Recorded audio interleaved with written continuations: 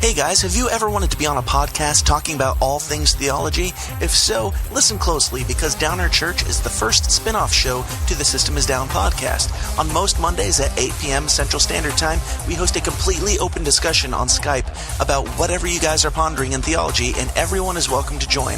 Whether you believe in Jesus, Buddha, Muhammad, Cthulhu, the flying spaghetti monster, or nothing at all, you are personally invited to join us for a fun, raw, no-agenda chat about whatever theological topic comes up, and nothing at all is out of bounds. You can currently listen to episodes of the show on YouTube if you are a general audience, or on Podbean if you are a Downers Club member. So come be a part of the show, help us redefine church, and revolutionize podcasting on the Downer Church podcast. For more information on how you can join the discussion, just visit tsidpod.com/church.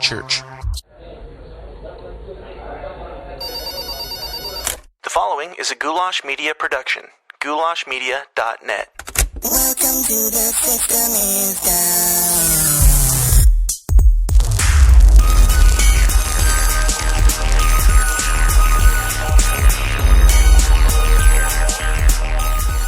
Oh, hi, Mark. Downers. Welcome back to the least comfortable show on the web. The System is Down. My name is Dan Smots, and if you're new here, this is a place where we just have conversations about all things uncomfortable, typically conspiracies, politics, and religion, but sometimes I just like to talk to interesting people in fascinating situations about things that I enjoy.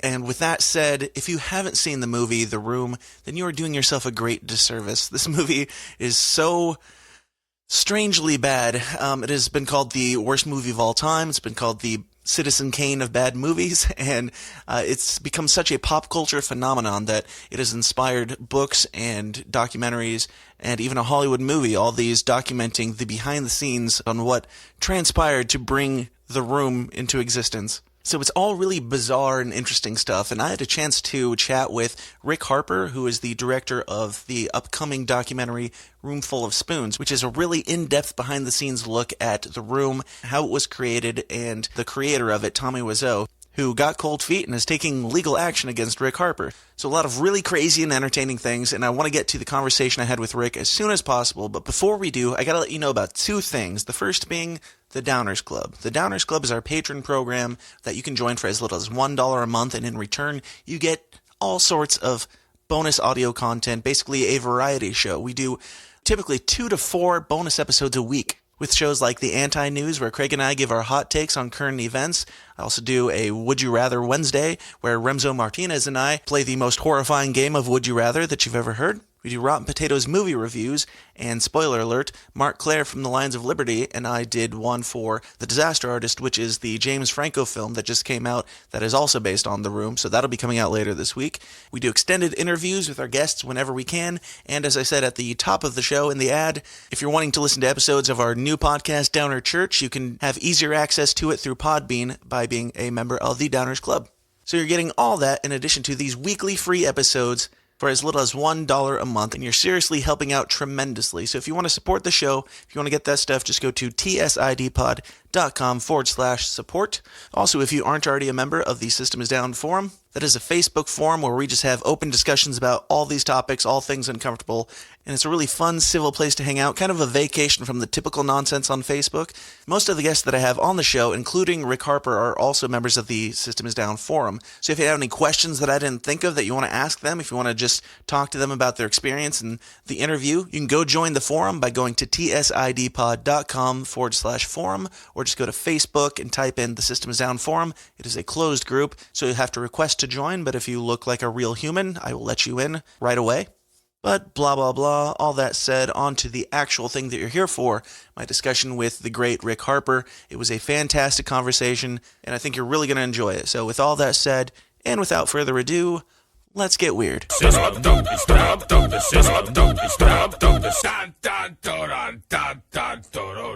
My guest today is Rick Harper, the director of the upcoming film Room Full of Spoons, which is a documentary about the creation and bizarre success of what is called the best worst movie of all time, The Room. Rick, how's it going, man? Pretty good, man. Thanks a lot for having me on the show, Dan. I appreciate that. Absolutely. Thanks for coming on.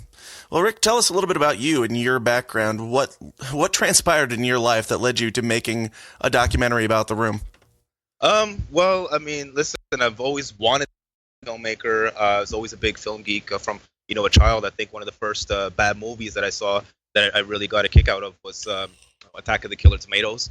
So we're going way back. Might even be, showing my age here, but from the time I was like, I don't know, 4 or 5 years old, I got a kick out of that movie, and I guess I've always had a bit of an affinity for bad films and cult films and just things that are a little different.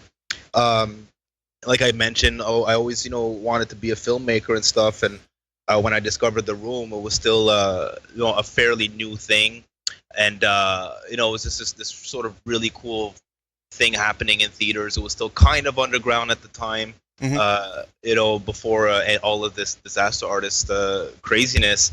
And I figured, you know what, like an easy way to become a filmmaker is to make a documentary. I mean, when you don't have money and you're an independent filmmaker and you can afford to make a few mistakes, right? Documentary filmmaking is a lot of the times the way to go. So I said, let me just make a documentary about this, what's happening in theaters here, people freaking out over this bad movie. So that's sort of how it got started. Awesome. Very cool. So how did you end up coming in contact with Tommy, and where did that all go down? Yeah, so I'm from Ottawa, Canada, and we show The Room here once a month at a theater called the Mayfair. Mm-hmm. So it's just this single screen art house theater that show all the weird movies and foreign movies and stuff that don't go to like the major chains and stuff like that. So they were showing The Room every month. As a matter of fact, this month is gonna mark 100 consecutive months that they show The Room. So they were showing it every month. I started seeing it in I think around the end of 2009, and about a year into that, like of course I fell in love with it, with like everyone tends to fall in love with The Room. Right. And so I was going there every month for about a year, and at one point the theater owner announced that he was inviting Tommy Weisau to a screening, just to do a Q&A and to sort of host the event. So I thought that was really cool. So I knew the theater owner, so I approached him. I'm, like I mentioned, I'm a pretty big film nerd, and so I was like, you know what, I don't just want to attend, I actually want to meet this guy, I actually want to hang out with this guy. So our production company, and I say that very very loosely, because we didn't really have a production company, we really just had a name, which was Rockhaven Pictures. Sure. We weren't really active, we'd have fun sometimes and rent some cameras and do little shoots or whatever, but we weren't doing anything, certainly nothing that was bringing in any type of money or anything like that. So Rockhaven Pictures sponsored the event, and we paid for half of Tommy's appearance fee. And so that's how I came to meet him. We picked him up at the airport in a limo and hung out with him a little bit, and we actually at the time really got along. Mm-hmm. So from there, we did I think 3 or 4 screenings here in Ottawa, and he was going to Toronto the following week, which is just about 4 or 5 hours west from here, driving. So he invited me to go to Toronto with him. He's like, hey, we had a good time here, so why don't you come to Toronto, help me sell some merch, and we can hang out and just sort of be friends. And it's kind of cool, right? Like to hang out with someone that you admire and that you've been watching on the screen for the past year and stuff like that. So I said, of course, Mm-hmm. And then when we were in Toronto again, we were having such a good time. I was like, you know what? This whole Room phenomenon is still really underground, and not a lot of people are talking about it. And I'm having so much fun, and the fans are losing their mind. Look, we should really document this, I'm like, you're doing this everywhere. Like, you do this in LA, you do this in New York, and he's like, yeah. He's like, why don't you come to New York with me next month?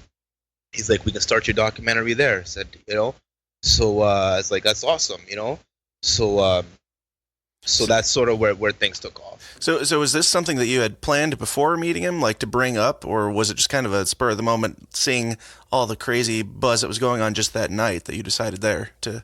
Yeah, well, it was something that sort of that was brewing when we were in Ottawa. I was like, this is a really interesting guy, and anyone who's ever met Tommy or spent any amount of time throwing spoons at him in a theater or something like that knows that he's a really eccentric dude. Like, he's so different. Mm-hmm. There's just something about him that's just really that you just want more. You're like, who is this person? I remember once saying that he's the most interesting person since Michael Jackson, because you just want more. You're like, who the hell is this guy?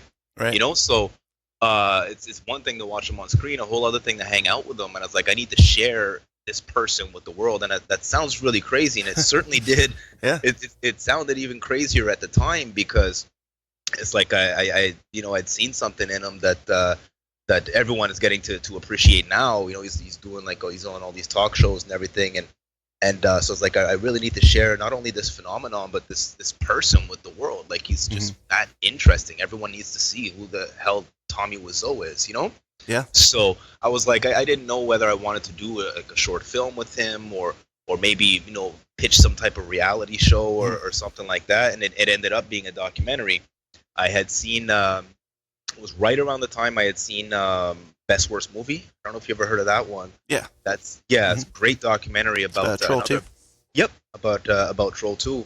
Fantastic documentary, and that was an inspiration. I thought, what if I could do something similar and tell the story of The Room, which I feel has even more depth to it than Troll 2, because then there's the whole story of how The Room came to be, which is great, and why it's bad, which is great, but who the hell is this guy Tommy Wiseau? And that's part of the story that I wanted to tell as well. Yeah, absolutely. So yeah, you sent me a copy of the documentary, which thank you for that. I really enjoyed it personally, and the whole point of this conversation is kind of because there's some tension that is built, and there's been some strange things that transpired that we'll get into. But me watching it as somebody who's not in any of that, I really loved that you were just honest in the telling of the story. You didn't shy away from showing the negatives of this guy that you admired, but even in the middle of like this legal battle, and you brought that up in the documentary itself, you still had kind of a loving approach to it. Just, I don't understand kind of approach to it. Yeah, I don't know if you can speak to that. Yeah, for sure, and I think that's and that's the idea when you're telling the story, especially a documentary, is that you don't want to be too opinionated, because it took me 5 years to make this movie. It's been completed for about a year and a half. Yeah. So my opinions on The Room have changed. Sure. My opinions on Tommy Wiseau have changed, but I can't let that. I can't let how I'm feeling sort of change the narrative of the documentary. I'm not going to take away from the fact that The Room's a movie that's brought me a ton of joy. It's a movie that's in a lot of ways, and it sounds crazy even hearing myself say this, but it's sort of changed my life in a lot of ways. Sure. Yeah. So it is. You mentioned that even while making the movie, The Room to me was the best thing ever. And but I didn't shy away from showing some of the negative sides of the subject, of Tommy and stuff like that. And I think that's a problem. That's one of the early problems that Tommy had with the documentary, is that it wasn't strictly a celebration of the movie. It ultimately is, but it wasn't exclusively a celebration. It's an honest celebration. Exactly. Yeah. Exactly. That's what it is. You know. So yeah. So let's get into some of this controversy. Like, when did he start, kind of pulling back from, because you had his support in the beginning. It's not like a gotcha piece or anything. You had his support, and then he just, got uncomfortable with it, or how'd that go?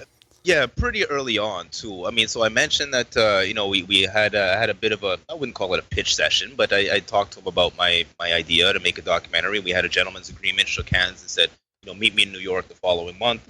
And stuff. So we were doing this together, and he was genuinely excited about it as well. Right before the trip to New York came about, he started getting cold feet. He'd stopped returning my emails. We had a very loose business arrangement as well, where I was I guess his Canadian distributor for The Room for a short period of time.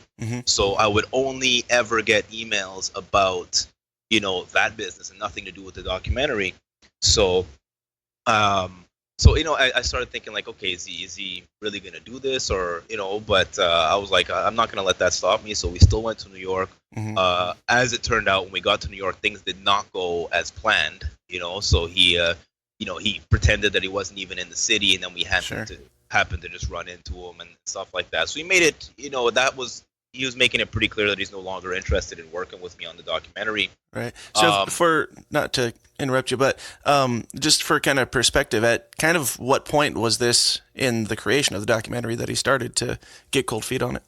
Oh, right at the beginning. Oh, really? Okay. Right at the beginning. Yeah, Okay. yeah. So that's how come there's limited footage of us together and stuff like in the documentary itself. Yeah. So so that's it. So it was pretty much right at the beginning of making the documentary that I think once you realize that like I said that this wasn't just gonna be like a 90-minute commercial for the room, Mhm. and I actually wanted to interview people and get different perspectives and stuff like that. That he's like, well, wait a minute, I thought you were just gonna go interview a couple of fans and maybe put it together on on YouTube or something like that. But Mhm. like, no, I was really invested in this. Like, I really wanted to make a real movie, Yeah, absolutely.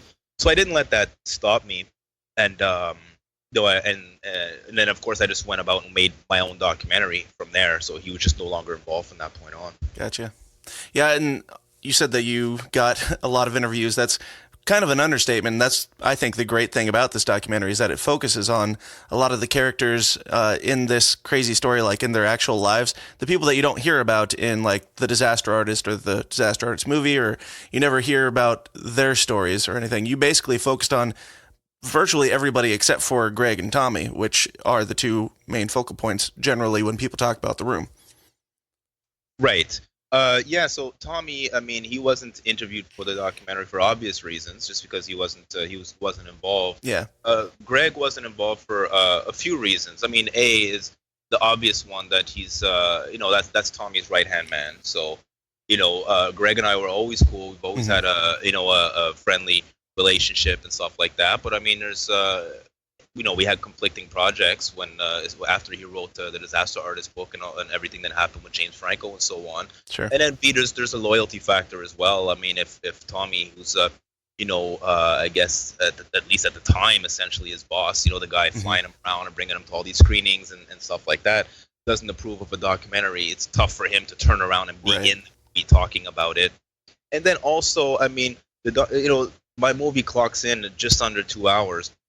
And I wanted to give more airtime to some of the people, like you mentioned, that we don't really hear from very often. Yeah. So the Juliette Daniels, I mean, she was the second lead in the film, and we don't hear from her very often. Scott Holmes, who played Mike, I mean, he gave us a hilarious interview. We wanted to talk to some of the crew as well, like some of these voices that we don't hear all the time. I mean, there's 100 Greg interviews out there. He wrote a fantastic book where he says everything, at least in my opinion, that he has to say. So instead of being redundant and telling these stories over and over, let's hear it from a different perspective. And I think that we were able to piece together, a nice story with what we have. Right. Did Greg contact you or talk to you about this at all as the legal battle was going down, just behind the scenes, or has he just been pretty silent on the issue for obvious reasons? Yeah, he's been pretty silent. I mean, we talk from time to time, and as we just keep it friendly and light, like we both know. We both know that we have a conflict of interest, but we've never really let that. Not that we have any great friendship or anything like that, but we certainly haven't let that affect our relationship or anything like that. Sure. So I think we both have an understanding that like we'll check in on each other from time to time, but we're not going to discuss things that there's nothing he can do about my legal battles with Tommy Weisau, and there's nothing good can come of discussing that. It'll only make things uncomfortable, right? So. Mm-hmm. So how's the legal battle going? Is it all settled? Is everything did he actually physically take you to court, or what exactly went down with that? Feel free to say what you're able to, and if you need to, leave things out, that's fine. Oh, sure. Yeah, not a problem. So, I mean, we started after the film was completed. We started doing like film festivals and trying to arrange little screenings and test screenings and stuff like that. And we started receiving all types of cease and desist letters and threatening letters saying that this is copyright infringement and that the film hasn't been approved by Wiseau Films. And it's like, approve what? Like you weren't interested in being a part of it, but and all types of stuff like that. So we would typically just ignore those until we actually received a claim. When was it? I guess it was just in the spring of this year. We actually received like an actual claim to go to court, followed by an injunction. So for the injunction, I mean, that was preventing us from exhibiting the film, doing any type of promotion. We had to take down years of social media Wow. just based on these claims that it was copyright infringement. I mean, the judge hadn't even seen the movie, Right. but you know, they just said, oh, it's copyright infringement, and he mocks my work of art, and they're passing off the documentary as being The Room and its invasion of privacy, and all these crazy, all these crazy. Yeah, I've seen the Shame on You videos. They're pretty entertaining. yeah, for sure. And a lot of people don't know that a lot of that, especially the third one, is aimed directly at me and at the film. You know, so that was a really discouraging time when we had to basically destroy everything that we had built over the past 5 years. Keep in mind, we started shooting this documentary 2 years before there was even a disaster artist book, let alone the movie. You know, so we did a lot to help promote Tommy Weisau, to help promote The Room. I brought The Room to new markets. It screens in Poland now. It screens in Spain. Like, I did a lot for this movie, and to, you know, this I'm like, this is my payback. Now I have to go to court. You know, so you know, it was a really scary time. Thank goodness for the good people at Gilbert's Law, Matt Diskin and Meredith Bakal, and also at Taylor Obala, Murray Leyland, Victoria Novak, and Doug Murray. They got us out of this. They fought for us, and you know, they looked at this and said, yeah, this is nonsense. There should not be an injunction on a documentary. I mean, we use all of the clips in the context of fair use, and there was no invasion of privacy, for goodness sake, and like a lot of these different things that just made absolutely no sense. So we managed to have the injunction lifted. However, we can't, you know, we're not celebrating just yet because we still do have this pending claim. Okay. So a pending, you know, court claim, and also counterclaim on our part. So right now we're in the process of trying to settle this so that we can avoid actually going to trial. Sure. So, and we can properly, you know, release the movie and move forward. So that's where we're at now. What is your counterclaim for? Is it just because they've set you back like 3 years that you've built in this production, basically? Yeah, exactly. It's what it comes down to. Like I mentioned, I mean, all of our social media, so all of our Facebook posts that we put, Instagram, Twitter feed. I mean, we spent a lot of time and a lot of money as well, and you know, trying to hype up this movie. I had to turn down like tons of different interviews, people that wanted to talk about the film. We had to cancel. I mean, and also part of this film was financed through Kickstarter as well. So the movie cost about $100,000 to make. The last 20, I think it was 25 or 26,000 that we raised was through Kickstarter. So we have deliverables. There's people out there, like hundreds of people out there, that paid for a DVD 2 years ago that they still don't have. It's completely ridiculous. And it's, how frustrating is that, knowing that the movie's done? Like, people have seen it. It's been at festivals. It's been, I mean, you saw a screener, yet I can't put a fucking DVD in their mailbox because of some ridiculous court injunction, you know? Yeah. And then all that just to find out that the court injunction was bogus and it should have never been, and it should have never been there in the first place. So that's what our counterclaim is based on.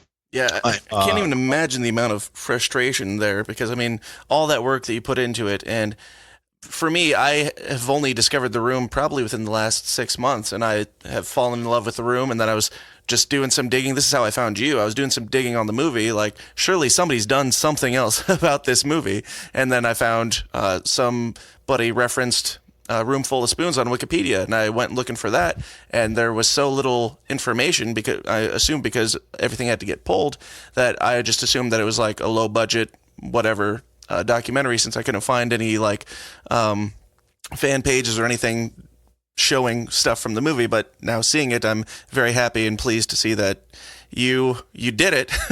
Now just getting it out there is the problem. Yeah, exactly. So, well, thanks for watching. I'm really glad that you that you enjoyed it. You know, we certainly put a lot of work into it, and I just can't wait to share it with people. You know, it's ridiculous, and I mean, you saw it, and I mean, there's nothing in there that's like, you know, invasion of privacy or defamatory or nothing like that. It's just a telling of a story of a guy who had a dream and managed to, you know, succeeded to you know, make his movie against all odds, right? Absolutely. So it's got to be confusing to have this guy that you were like a fan of, and then you get the kind of the gig of a lifetime as a fan of him. You're like, I get to make this documentary about this guy who was the most interesting man in the world, and then, you know, however much later when things get down to it, he just flips the switch and he's your enemy all of a sudden. How does that work? I know it's a bad feeling, man. I mean, they say don't meet your heroes. Not to say that you know that Tommy Wiseau is my hero or anything like that, but he's certainly someone that I admired and I was fascinated by, you know. So I mean, I want to keep things super positive here, but let's just say I'm not, you know, I don't admire him quite as much as I once did.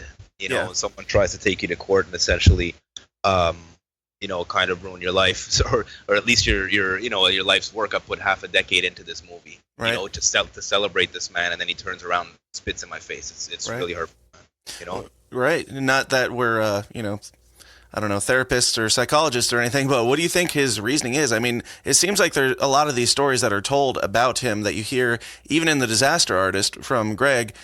He sounds like he's kind of a scared child who just wants to have the control of every single aspect of his representation and everything. Is it that, or does he honestly think that you are defaming his character? It's really hard to say. I mean, my personal opinion is that it's just a control thing. It's certainly not money. It's certainly not money. I mean, we've made offers to you know, partner with him and or give him some upfront cash or residuals or anything, and instead he turns that down and spends money suing us. You know, so you know, it's really hard to see what his motivation is, and to say that, you know, that we're mocking the room. I mean, so does everyone who goes to see his movie. So do other projects that are related to the only film. reason it's a success is because people are mocking it. Exactly. And I mean, so does the Disaster Artist to a certain extent as well. I mean, yeah, it tells the story of Tommy, but there's a lot of stuff in there where it's just like, how can you know, turn around and be mad at me when all of this other content is out there as well, right? So it's I think that the part of it is control, and the other part, at this point, I have to believe it's personal as well. Like I said, there's just other projects out there related to the room that that are not facing the same problems that I am, right? So I have to believe that on a certain level it's personal at this point too. Absolutely. So yeah. Even I've read the book, The Disaster Artist, and that's written by Greg, as we've said, and even the Disaster Artist movie paints him in a better light than what I feel the book did. I feel like your documentary and the movie do not say as negative things of Tommy as the book does. I don't know. I don't really understand, because, I mean, in the book, he comes off as a complete asshole. He has his lovable quirks and everything, but definitely more real darkness in the book than anything else, I think. Yet that is still his best friend. So it's kind of confusing. Yeah, it is. You know, and I remember when the book first came out, he said he only approves 40% of it. Right. Or something like that, you know. Then they turn around and make a movie about it. So I don't. It's really, really hard to understand his motivation. But at the same time, that's what makes him unique, and that's why we're here talking about him. Right. You know what I mean? Like if he thought like everybody else and acted and reacted like everyone else, we wouldn't care, right? Right. So I think that's what makes him so fascinating. It's like, what's he gonna do next? You know, like it's incredible. I think when people see this movie, they're gonna think, what? Well, so this is what the controversy was about. Right. I mean, I'm not knocking my movie. It's a lot of fun and there's some great stuff in there, but it's not this controversial piece that everyone or that Tommy might be is making it out to be. There's no reason for us to be in a legal battle right now. This is just a documentary. I didn't climb through his window and film him sleeping. That's just craziness. Right. You know? Yeah, absolutely. I mean, like I said earlier, it's a loving criticism of some of the things, and mostly a celebration of him. So, yeah, I don't understand. But so something in the documentary I don't want to talk about, which if you want to say this, don't want people to know that it's in there, feel free to cut me off and I'll edit it out. But how in the world did you track down Tommy's extended family? That's I mean, I guess I'm by no means an investigative journalist, but you know, I had a couple of tricks where I was able to sort of isolate where exactly he was from, and then, I had a few contacts. One of them, who I actually mentioned in the documentary, Chloe, who I spoke to for a little while, who through our conversations may have let it leak what his name is, what his last name was, and stuff. So I was able to really narrow that down. And then we went to Poland, where he's from. And I guess it's not a huge secret anymore, but that was a secret for a very long time, was where's Tommy Weisau from. So we went to his hometown and met a lot of great people over there. It's a student town, and there's a film program over there. So we recruited maybe half a dozen students over there, or maybe a dozen students actually, to help us with the movie and with some of our research. Nice. And and then of course there's friends in common and people know people, and that's how that worked out. Yeah, I just find it fascinating because Greg talks like he has no idea who Tommy's family is, and you not only found them, but you flew over there, tracked them down, had interviews with them. I thought that was, if there's anything for people who are fascinated by Tommy, watch the movie, if for nothing else, for this, because I was just like, oh my gosh, he did it. He found somebody. I thought it was great. Thanks, man. I appreciate that. So were his family members at all resentful? Like, what was their opinion of Tommy? He's living in America now as this quote-unquote celebrity, and, well, I can't even deny it. He's a celebrity in one way or another, but he's, like, denying his heritage. He refuses to talk about his family at all. Did that come up? Did they have any problems with that? We didn't get into that so much. We're just trying to really discuss, why he may have left Poland, what he was like, when he was in Poland, and how they know him and stuff like that. They told some funny stories. Now, of course, it's all in Polish, right? So right. There's only parts of that interview that are in the documentary. Maybe on the bonus DVD or something like that, we'll subtitle the whole thing. But there's some pretty funny bits in there as well. Mm-hmm. But just delusions of grandeur, I'll say, but where he may have been representing himself as a bigger celebrity than he at least was at the time. Sure. I guess he's having a moment right now where he's on all these talk shows, and I think I read somewhere that he's number 6 on the star meter on IMDb today. Wow. Isn't that incredible? That is. So yeah. But for the most part, I think he just always wanted to be an artist, and his dream was to move to America and become an artist. And man, he certainly did it, and did it big. Absolutely. So when he was over there, well, first of all, I will say, if you include these stories that his family's telling with subtitles on the DVD, I will have no choice but to buy it, because that would be the most entertaining thing of all to me. But is he still? I know you mentioned he was in contact with a member or two of his family. I don't remember which ones, but is he keeping regular contact with them from what you hear? As far as I know, yeah. The person that we spoke to, he had actually flown him to LA a couple of times and spent some time with them there. So he does have a relationship. As far as I know, he does have a relationship with these family members. Yes. Sure. Hey, Dan Smots here. I'm taking a second to interrupt myself talking to talk about myself because, I don't get paid a penny for the hours and hours that I put into creating this show for you guys in your greedy little ears, and I've got a family to feed. To make that happen, I run my own media business called Goulash Media.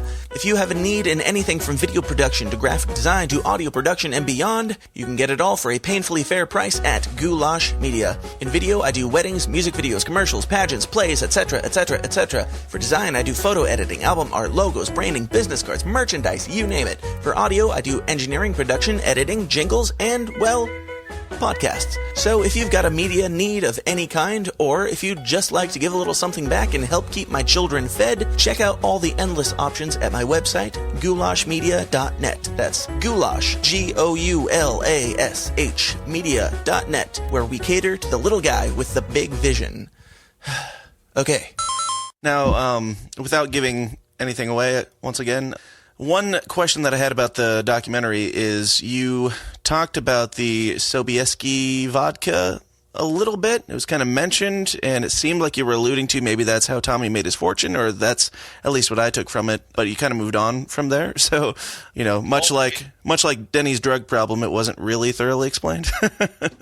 Oh, okay. I'm sorry if that was misunderstood at all. No, the point that I was trying to make with the Sobieski vodka was that when I was in Poland, we were drinking Sobieski. Went out for dinner with all of our Polish friends, and we were drinking a bottle of Sobieski. And the whole point of us being in Poland was to prove that Tommy Weisau was from Poland and where is he from and so on. And then we in the doc we cut to a scene. Yeah, we cut to a scene in the from the room where they're drinking Sobieski vodka, which is why I say was the answer in front of us this whole time. Gotcha. So here we are doing all of this research to find out where he's from, and the answer was right there in the movie. They're drinking Polish vodka. Right. Yeah, that makes perfect sense, and I'm sure that's just a my problem, a me problem. That's interesting, though. Did you ever find anything outside of the story that is told in the book, like him basically having a Levi jeans dealership or whatever? Has anybody ever really figured out where all the vast amounts of money came from? Yeah, we touch on that on the film, in the film as well. That's something that I didn't want to get too deep into. Sure. Because there's, maybe I'll just stay away from that one for now, and Sure. just sort of leave something for the viewers. But yeah, there's one scene in the documentary that sort of flirts with the idea of where the money came from, but then we don't get too deep into it because I didn't want to. I wanted to avoid any type of speculation, and B, I didn't want the documentary to sort of turn, too dark either, if I Sure. can say that, Yeah, no problem. So has your opinion of The Room and all of that, you said that it's kind of changed. Do you have a lesser appreciation for the actual film itself just because you know who the man is now? No. I mean, I'm not going to sit here and pretend that I'm going to go see it next weekend or something like that. Like, Sure. Unfortunately, the way people are celebrating it now is, that was me in 2010, right? So going to see it every week or every Right. month, throwing spoons and high doggy and all that stuff, and that's still a lot of fun, and I can still appreciate that. I'll never deny that it's a hell of a fun movie. It's super addicting, and there's just a lot of stuff in there. So if you're just discovering The Room, oh man, you're in for a ride, But so while my opinion of the movie hasn't changed, certainly my opinion of Tommy has. Right. And it is what it is. It's still a really fun movie that brought me a lot of joy, brings a lot of people a lot of joy. I'm glad. It's funny, I was going over some of my old emails again for like 2010, 2011 with Tommy, and at one point I sort of chuckled, as like, you know what, Tommy, I'm like, with the proper marketing and with a documentary like this, I'm like, I bet we could make you one of the biggest celebrities in America. And fast forward, and while it wasn't me who was able to do that, that's what happened. Right. Between Greg's book and James Franco, making a movie about him and stuff like that, he's at least right now as we speak one of the biggest celebrities in America. It's pretty crazy. Absolutely. Yeah. Yeah. Have you had a chance to see James Franco's Disaster Artist book or movie yet? I did. I saw it actually at the world premiere at TIFF in September. Nice. Do you want to give your opinion on that? I enjoyed it. Sure. I think Franco did a phenomenal job as Tommy. From some of the test footage and from that first trailer that he'd done, like the first teaser, I wasn't sure. I wasn't really sure about the accent and stuff like that. When I saw the movie, and you have to understand, I have a bias here, right? So, but I didn't know what to expect. I went to see it, and I thought that Franco did a great job as Tommy. I was slightly disappointed that it turned into sort of like an hour and a half comedy instead of, I was expecting like a 2.5 hour biopic, because the book was just so rich with information and with drama, and it was just funny by nature of what it was because of Tommy's quirks and stuff like that. I don't know if it was a studio or if it was whose decision it was to sort of cut it down to 90 minutes and sort of make it a little bit lighter and comedic and stuff. But I guess that's just the nature of reading the book and then watching the movie, there's always going to be a lot of elements that are left out. Mm-hmm. So I won't take away from what the movie is, but I thought it could have been a nice 2.5 hour biopic because there's that much information. There's the book was that rich with information. Absolutely. Even the book kind of digs into what Greg suspects is like Tommy's upbringing and how he came to America. They threw all that aside. They basically made it a short buddy comedy, which, like I said at the beginning of this conversation, my biggest issue with it, I mean, they took a lot of creative liberties, which is okay, I guess, if you're going to cut it down that short. But my biggest issue is that they really flowered up who Tommy is. I mean, they cut out pretty much all the negative stuff that is in the book about him. And then another thing that I found weird is that they put negative stuff in with like the sex scenes with, I don't remember her name. Juliette Danielle. Right, yeah, they made it seem like those were worse than what they were. Like he was very overly disrespectful to her. And then in your documentary, she specifically says Tommy was very respectful, even though it was uncomfortable, he was a respectful person. So they kind of just took a little too many creative liberties, in my opinion, to the point that it changed his character for better and for worse. Yeah, I can't disagree with you, and of course that happens in any movie that's based on a true story. That right. You change things to make it more marketable and stuff like that. And I think that I'm just a victim of kind of being too close to the subject matter because I know everyone involved. Right. I mean, Sandy Schecler, the script supervisor that's played by Seth Rogen. I mean, that's a friend of mine. He saw the movie yesterday, the day after, and he's like, "What the hell?" He's like, "I wasn't even there during the sex scenes." He's like, "I quit right. before the sex scenes." He's like, "They make it seem as though I got fired when it's public knowledge that I quit." He's like, "I wasn't at the premiere," stuff like that, right? But I mean, that's I mean, I don't know who's really to blame. Again, it's based on a true story, so they can take those liberties. Mm-hmm. But so I'm not necessarily mad at that. But again, I think it's just because it's tough when I actually know the people. I know the story so well, and I know the people involved, but. So I think it's harder for me to appreciate it objectively than a regular sort of audience member. And that said, I mean, I don't want to sound like I'm shitting on the movie by any means. Sure, yeah. I had a lot of fun. I laughed my ass off, and Franco's a really good actor, so he nailed Tommy better than I thought he ever could. Right. But I just feel the story didn't necessarily reach its full potential. Right. Yeah, I absolutely agree. I had to keep trying to forget the book because in itself it's a good film, but if you know some of the outside stuff, it just kind of sucks you out of the movie and you're like, wait, there's that and that and that. But yeah, all in all, it was a good movie and I've said to other people, given what the book is and how bizarre it is, how bizarre Greg and Tommy's story is together, it seems like it would have been near to impossible to make this a marketable, relatable film about two people who have this bizarre relationship. It wouldn't have made any sense unless it drug on for, the 16, 17 hours that the audiobook actually lasted. That's the only way that this would have made sense as a marketable movie.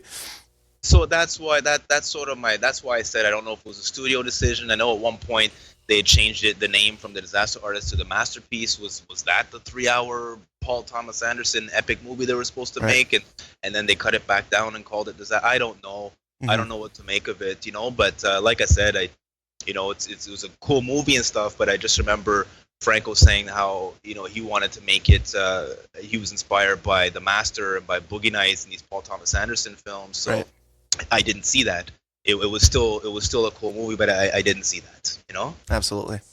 So now, correct me if I'm wrong, but it seems like kind of the delay of the release or like being pushed back of your film might actually help and boost interest in this documentary because there's so much buzz around Tommy right now with The Disaster Artist. Do you see it as a good thing, or I mean, obviously it's a bad thing all in all because you would have liked to have moved on from it by now, I'm sure. But do you see a little bit of a silver lining there because he's bigger than ever and people are going to be way more interested in seeing the behind the scenes stuff now than they would have back when you actually finished the movie? Do you feel that way?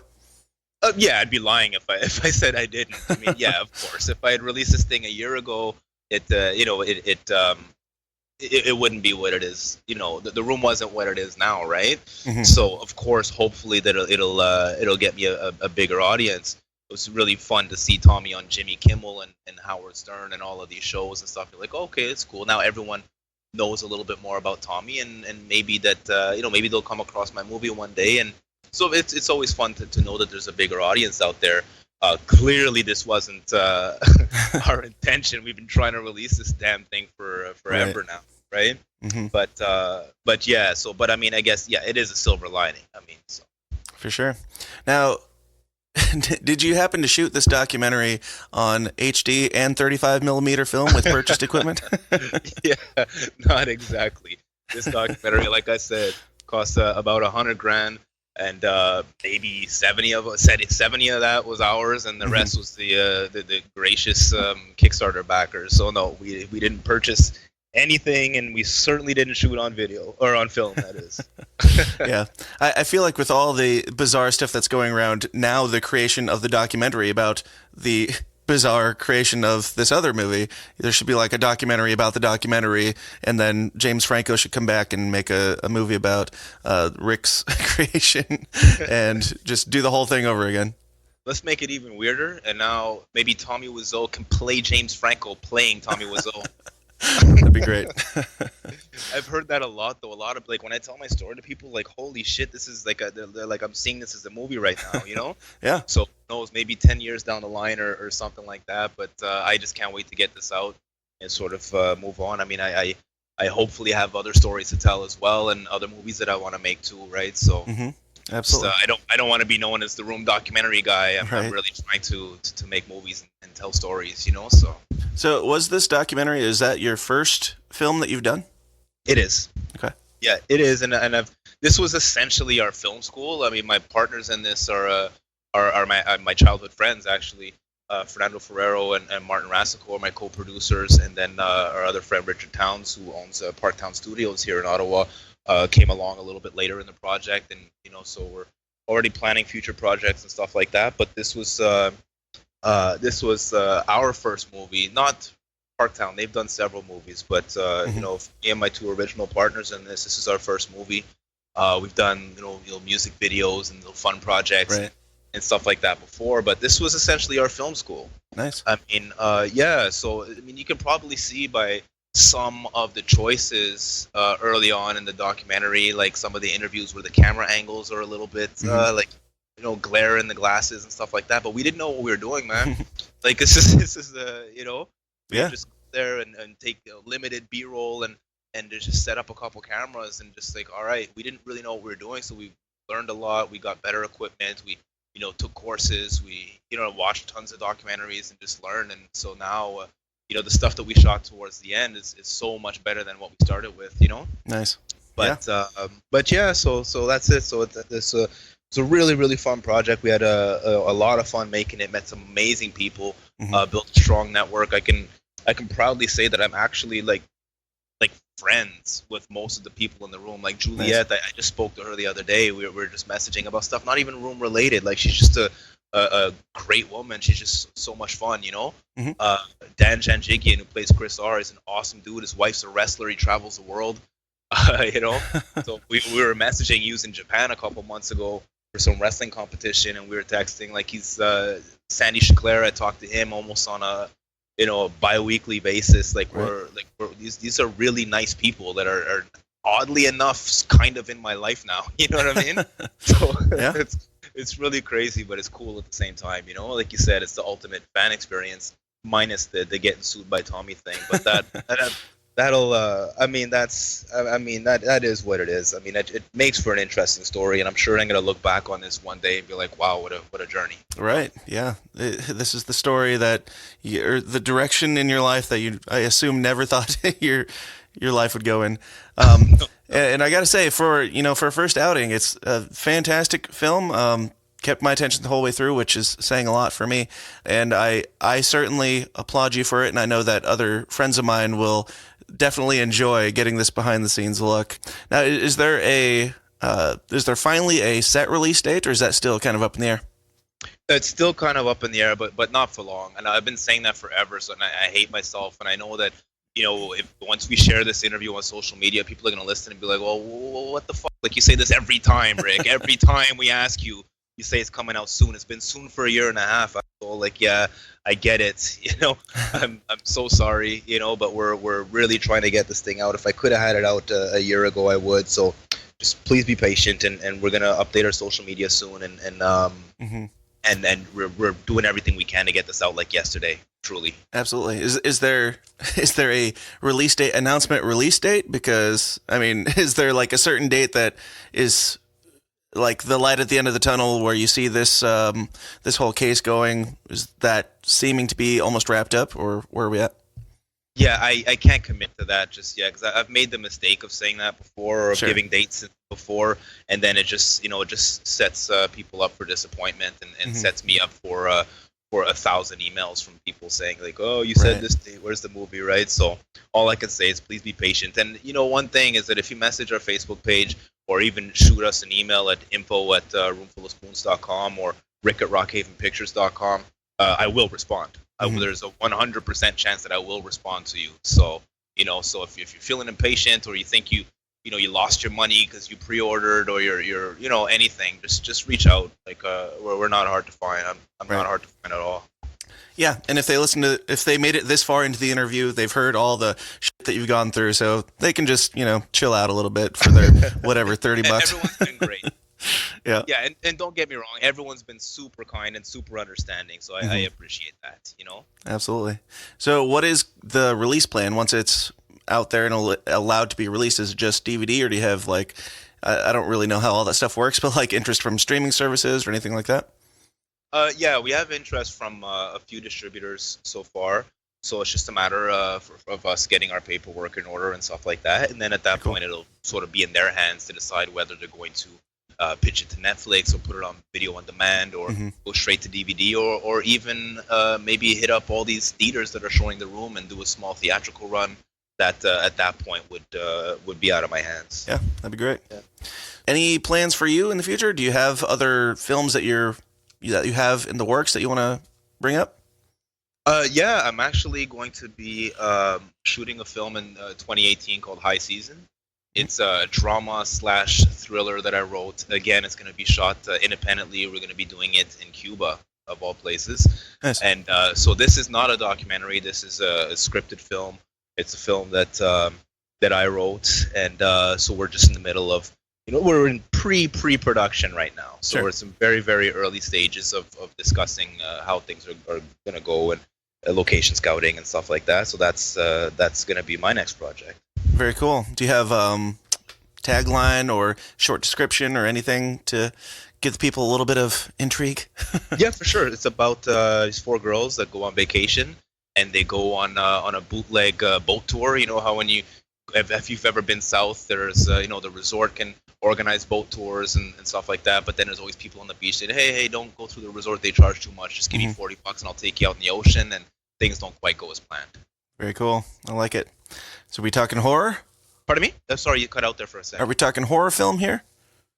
Yep, you could call it Awesome. horror. It's more of a thriller because there's but yeah, I'm a big horror fan, and so those types of films have really influenced this. So High Season, it's going to be shot next year, and I don't have a clue. I hope if I don't get sued, it'll be out the following year. Very cool, man. I look forward to seeing that as well. Well, tell people about where they can find more information about you and Roomful of Spoons and everything that you got going on. Yeah, for sure. Like I said earlier, unfortunately, we had to take down a lot of our social media, but our main hub is on Facebook, so just facebook.com/roomfulofspoons. We have an Instagram as well at Roomful of Spoons, and you can go to roomfulofspoons.com. Our production company is Rockhaven Pictures. You can go to rockhavenpictures.com and see what we're up to. And if you want to reach out to me, that would be rick@rockhavenpictures.com. And I think that wraps it up. Very cool, man. Well, thank you so much for coming on, Rick. I really appreciate it. And with, if you have announcement for Roomful of Spoons in the future, feel free to let me know. Or your next movie coming out, feel free to let me know. You're always welcome here. And I enjoyed the conversation. Thanks for being here, man. Thanks a lot for having me, Dad. This was a lot of fun, man. Absolutely. You have a good one. I'll talk to you later. All right. Okay, take care. Hey guys, thanks for sticking around to the end. I hope you enjoyed my conversation with the great Rick Harper as much as I did, and I did very, very much. In case I didn't make it painfully clear in the discussion, I strongly encourage you to go check out his film, Room Full of Spoons, when it comes out. It is a fascinating documentary and very well put together. I think you're really going to enjoy it. Now, once again, I must say, please go join the Downers Club for as little as $1 a month. It is zero risk. You can sign up for $1, try it out for 1 month, and then bail if you think it's not interesting enough. But I guarantee you, you're going to like what you hear. And you're going to be doing your part in helping build this show bigger and better and stronger into the year 2018. So if you'd like to give it a shot, just go to tsidpod.com/support. Also, go join the System is Down forum. It is free and wildly entertaining. You can do that by going to Facebook and typing in the System is Down forum and just requesting to join. And if you would, please go to iTunes and subscribe to the show and leave us a kind review. That is a huge help in getting the word out there about the show, getting new listeners in, and just legitimizing what we're doing here. Check out our fan page on Facebook at fb.com/The System Is Down. Follow us on Twitter at TSIDpod. Do all that laundry list of stuff, and I'll be back here first thing next Monday with more uncomfortable conversations. Until then, question everything and stay uncomfortable. Thanks. This has been a Goulash Media production. goulashmedia.net. This concludes our broadcast day. Click.